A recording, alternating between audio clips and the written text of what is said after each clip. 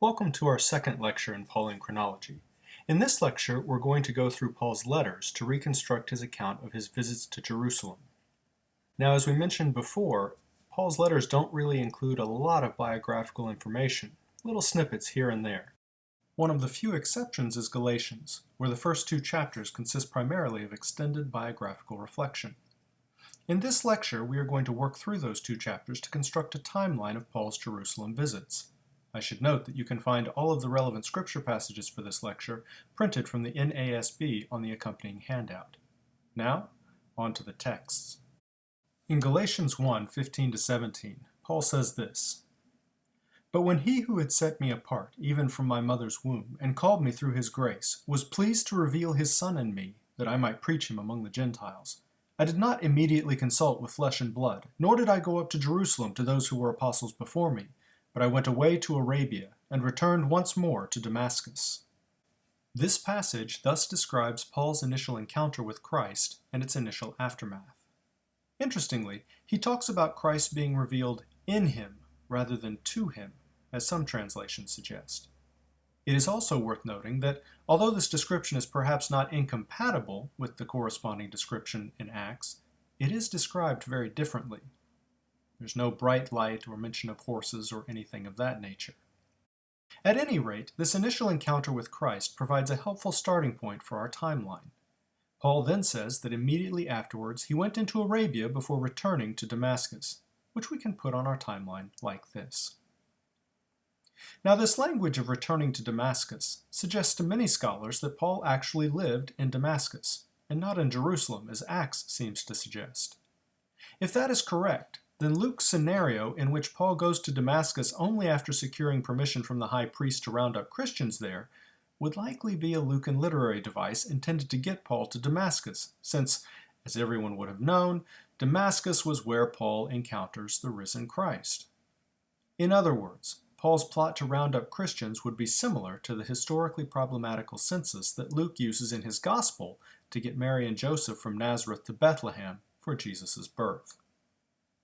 We can continue building our timeline with Paul's account in 1:18-21.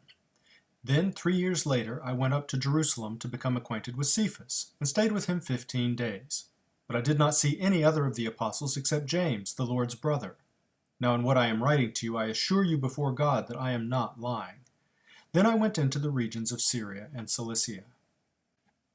In a good example of relative dating, Paul tells us in Galatians 1:18-21 that he leaves Damascus after 3 years, an event he describes in greater detail in 2 Corinthians 11:32-33, where he states that he had to be let down the wall in a basket to escape from King Aretas' ethnarch. Back in Galatians, there is some ambiguity as to when this 3 years begins. Is it 3 years after the encounter with Christ, or 3 years after the return from Arabia to Damascus? Unless he spent years in Arabia, though, which seems unlikely, this particular difference might not amount to much, so we'll go ahead and put it on the timeline measuring it from the encounter with Christ. Upon leaving Damascus, Paul makes his first post-encounter visit to Jerusalem. He says that on this visit he sees Cephas, or Peter, and James, and that he stays 15 days. We'll note this information on our timeline too. After these 15 days, he then departs for the regions of Syria and Cilicia. Of course, Paul's hometown of Tarsus is located in Cilicia, and Antioch is a major city in Syria. So as we will see in the next lecture, this report accords fairly well with what Acts has to say. Paul concludes this discussion of his Jerusalem visits in 2:1-10. I'll read the portions that are particularly relevant for our timeline.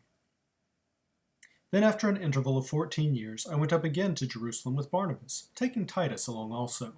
And it was because of a revelation that I went up, and I submitted to them the gospel which I preach among the Gentiles. But not even Titus, who was with me, though he was a Greek, was compelled to be circumcised.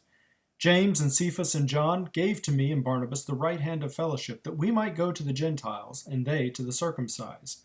They only asked us to remember the poor, the very thing I also was eager to do." This passage identifies another interval, 14 years, and it has the same type of ambiguity associated with it as the 3-year interval had before. That is, do the 14 years date from the encounter with Christ, from the first Jerusalem visit, or even from Paul's departure for Syria and Cilicia? The last two options differ by only 15 days, the length of time of his Jerusalem visit. Our rather rough timeline can't really reflect such fine distinctions, so for our purposes, we can just combine those options. The difference between the encounter with Christ and the first Jerusalem visit, however, is 3 years, meaning that this second Jerusalem visit could take place either 14 years or 11 years after the first. What can we say about this second visit? He goes up with Barnabas. Titus accompanies them as well, but Acts curiously never mentions Titus, so we won't bother putting him on the timeline. Paul says he goes up because of a revelation, and the status of Gentiles, i.e. whether or not they need to be circumcised, is the key issue. Finally, Paul is asked to remember the poor, something he says he was eager to do. This request is going to become a key component in Knox's rendering of Pauline Chronology. That concludes Paul's discussion of his Jerusalem visits in Galatians. There is one further reference to a Jerusalem visit in the Pauline corpus, however. Romans 15:25 through 28 states, "But now I am going to Jerusalem serving the saints. For Macedonia and Achaia have been pleased to make a contribution for the poor among the saints in Jerusalem. Yes, they were pleased to do so, and they are indebted to them. For if the Gentiles have shared in their spiritual things, they are indebted to minister to them also in material things. Therefore, when I have finished this and have put my seal on this fruit of theirs, I will go on by way of you to Spain." In this passage, Paul writes to the Romans from Corinth, detailing his plans to deliver a contribution from the saints in Macedonia, that would be the Philippians and the Thessalonians, and the saints in Achaia, that would be the Corinthians, to the poor in Jerusalem. So this passage anticipates a visit to Jerusalem. He hasn't made it yet, after which he hopes to go to Rome and then on to Spain. Now the context prohibits our associating this anticipated Jerusalem visit with one of the visits mentioned in Galatians, so it must refer to a distinct third visit. What we don't know, however, is how much time has passed since the second visit in Galatians, and whether or not any other visits to Jerusalem have occurred in the interim. Paul's letters are simply silent on this point. We have now finished constructing our timeline of Paul's Jerusalem visits from the Pauline epistles. In the next lecture, we will build a similar timeline from the information in Acts.